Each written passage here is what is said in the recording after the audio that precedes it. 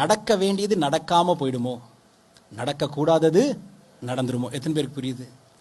மற்ற எதுவும் உனக்கு பயமே இல்லை, சத்தியமாக பயம் இல்லை. போலீஸ்காரனுக்கு பயப்படுறதில்லை, மாமான்னு கூப்பிட்ற மனசாட்சி இல்லாமல். ஒரு நாள் மட்டும் அவங்க ஸ்ட்ரைக் பண்ண அப்போ தான் உனக்கு தெரியும். அப்போ என் ஸ்டூடெண்ட்ஸ் புரிஞ்சுக்கணும், கண்ட கோயிலில் போய் காவல் தெய்வன்றேன், அந்த தெய்வத்துக்கே இந்த தெய்வம் தான் காவல் இருந்து திருண்டு போனதை கூட்டின்னு வருது. அப்போ இதுங்க தானே காவல் தெய்வம். புரிஞ்சுக்கா? அதை கண்ணெதிர்க்கே பார்ப்பேன். திருடின்னு போன சிலையே வரும்போது நான் அதுக்கே பூஜை பண்ணுவேன். ஆனால் போலீஸ் முக்கியம்னு உணர மாட்டேன். மற்ற ஊருக்கு போயிட்டு வந்தால் தான் தெரியும். சிரிச்சினே உள்ளே கூட்டின்னு போய் எவ்வளோ ராட் அடிக்கிறாங்கன்னு. இவனுக்கு வெளியே தான் டஃப்பாக இருக்காங்க, தவிர குழந்த மாதிரி இருக்காங்க நம்ம ஊரில். இது அன்வான்ட் இன்ஃபர்மேஷனாக இருக்கலாம். எப்போவுமே நான் எல்லா ஸ்டூடெண்ட்டுக்கும் சொல்கிற விஷயம், நீ மனுஷனை மதிக்க எவ்வளோனா டைம் எடுத்துக்கோ.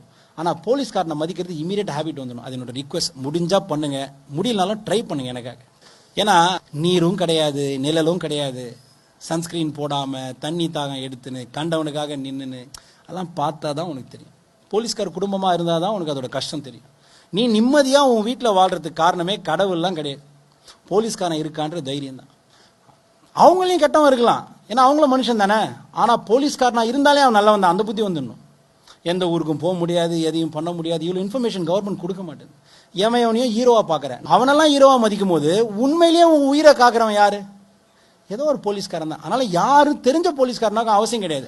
கண்டிப்பாக எல்லாரும் ஒரே ரூட்டில் தானே ஆஃபீஸ் போவீங்க. ஒரு நாள் ஒரு ரூட்டில் போறீங்களா? அப்படி போனால் நீங்கள் போகிற இடம் வேற மாதிரி அர்த்தம். To understand? ஒரே ரூட்டில் போகும்போது அங்கே தெரிஞ்ச போலீஸோ தெரியாத போலீஸோ சும்மா இறக்கி good morning sir, hi sir, how are you sir சும்மா சொல்லி பாரு. ஃபர்ஸ்ட் 2 நாள் அவர் டைட்டாக தான் மூஞ்சி வச்சுப்பாரு, 3ஆவது நாள் சிரிச்சிருவாரு.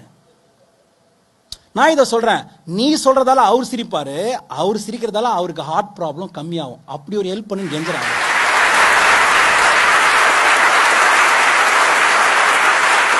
புன்னகை ஒன்றே போதுமே படைத்தவன் உன்னை காணவே. இதை மற்ற ஊரில் கரெக்டாக பண்ணுறாங்க. அப்படியே குருஜி செக்யூரிட்டி பார்த்தா நாங்கள் சிரிக்கணுமா, அவங்களுக்கு அந்த டென்ஷன் குறையுமா? கண்டிப்பாக குறையுமா.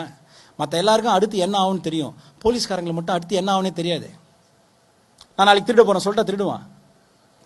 இப்போ இந்த வண்டி இடிக்க போகிறேன் பார்த்துனே இருங்க, போலீஸ் டக்குன்னு இடிப்பானே கிடையாது. அதனால் நான் ரிக்வஸ்ட் பண்ணுறேன், அதுக்குன்னு ரெஸ்பெக்ட் பண்ணி செலலாம் வச்சு சல்யூட் சார் அப்படிலாம் சொல்ல அவங்கள பார்த்தா இன்சல்ட் பண்ணி பேசுகிறத குறைங்க.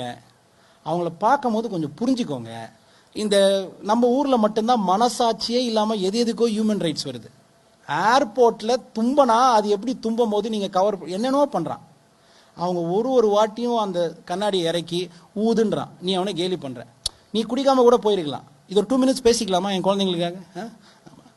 குடிக்காமல் கூட போயிருக்கலாம், தப்பு இல்லை. ஆனால் மனசாட்சியோட திங்க் பண்ணிப்பாரு. ஒருத்தர் 2 பேர் ஊதுற வாயா கேட்குறாங்க, எவ்வளோ பேர் நாத்தத்தை அவங்க பாவம் கிட்ட வந்து பார்க்கணும். அவ்வளோ இருந்தும் அவங்க காமா தானே இருக்காங்க. உலகத்திலே யாருமே குடிச்சியான்னு வாயை மோந்து பார்த்து செக் பண்ணுற இன்ஸ்ட்ரக்ஷன் போலீஸ்க்கு நம்ம ஊரில் மட்டும்தான். அதையும் அந்த குழந்தைங்க அழகாக செய்யுது. அதனால் நீ கடவுளை மதிக்காமல் போ. நாளைக்கு திருட வந்தா நான் கடல்கிட்டே போய் நிற்பேன், போலீஸ்கிட்ட தானே போய் நிற்கிறேன். அதனால் அதுக்காக அவங்களுக்கு செலலாம் வச்சு கும்பிடுன்னு சொல்லலை. உங்கள் ஃப்ரெண்ட்ஸ் யாராவது போலீஸாக இருக்கலாம், இல்லை உங்கள் குடும்பத்தில் யாராவது போலீஸாக இருக்கலாம், இல்லை இனிமேல் போலீஸாக வரலாம். அதனால் போலீஸ் இமீடியட்டாக மிலிட்ரிக்கு நீ டெய்லி ரெஸ்பெக்ட் பண்ண முடியாது, நேவிக்கு பண்ண முடியாது, ஏர்ஃபோர்ஸ் பண்ண அவங்களையும் சல்யூட் பண்ணணும் வேறு. ஆனால் உன் கண்ணெதிரிக்கே உனக்கு அவன் பேரே காவலன் தானே, ஏன் அவ்வளோ டஃப்பாக வச்சுக்கிறேன்? அதனால் இன்றைக்கி வந்தவங்க மட்டும் மாறி பாருங்களேன். இது எப்படி, ஏன்னா என் ஸ்டூடெண்ட்ஸ் பண்ணுறாங்க, எல்லாரும் இன்றைக்கி அதை ட்ரை பண்ணி பாருங்கள். ஓகே, இந்த நியூ இயருக்கு நான் இன்னிலேருந்து ட்ரை பண்ண போகிறேன். எந்த போலீஸை பார்த்தாலும் சிரிக்கிறேன். அவர் கடுப்பாக பேச நான் சிரிச்சுனே பேசுகிறேன். Sir good morning sir, have a good day sir, சாப்பிட்றீங்களா சார், தண்ணி குடிக்கிறீங்களா சார், நீ ஒரு பீஸா ஆர்டர் பண்ணுறியா, அவரை பார்த்தியா, டக்குன்னு சார் ஒரு பீஸா எக்ஸ்ட்ரா இருக்குது கேட்டு பாரு, வேணாமான்டுவார். உனக்கு தெரியாது.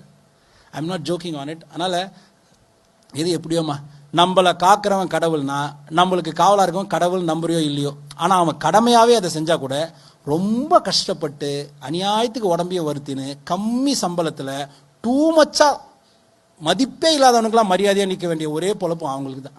அவங்கள நீங்கள் மதிங்கன்னு கெஞ்சுறேன், அவ்வளோதான்.